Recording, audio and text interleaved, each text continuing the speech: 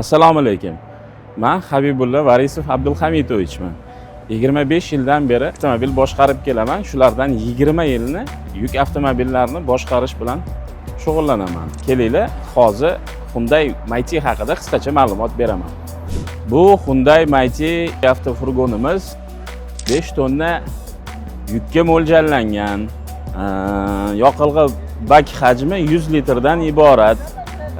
Motorimizni ot kuchi 160 ot kuchiga ega. Yana buni bir qulaylik jihatlaridan bittasi shahar ichida va shahar tashqarisida yoqilg'ini tejamkorligi. Keling, hozir Hyundai Mighty yuk mashinamizni salon qismini ko'rsataman. Keyin yana bir test qilib kelamiz. Xo'p, Hyundai Mighty avtomobilining sideniyasi juda ham qulay, yumshoq. Xo'p, tepa tarafga ham, orqa tarafga ham harakatlanadi. Rullarida multirul bor. Rul orqali cruise kontrolini yoqib qo'yib, o'chirib qo'ysa bo'ladi. Yana bitta qulay jihatlaridan bittasi kabinkani kengligi. Haydovchidan tashqari ikkita odam o'tira olishi. Yana 360 gradus kamera bilan jihozlanganligi. Juda ham yengil, yumshoq avtomobil hisoblanadi. Bo'lmasa ketdik, buni yo'lda test qilib sinab ko'ramiz.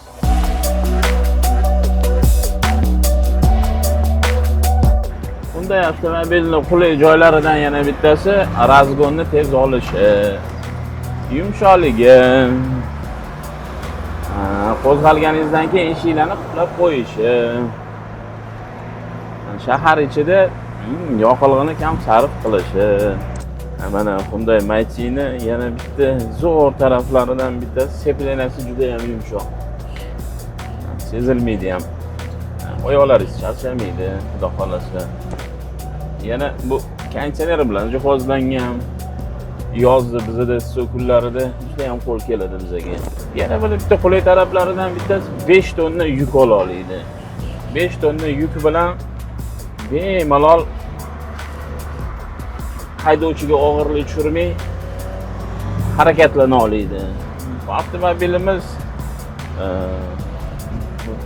160 ot kuchiga ega, motorning sig'imi 2.9, yoqilg'i xarajati 15 litr. Salonimizda ortuvchi ovozli, tashqaridan kiradigan har xil taqiqlarning ovozi umuman yo'q. Yana oynalarimiz ham avto oyna hisoblanadi. Bu ham haydovchiga qanaqadir qulaylik beradi.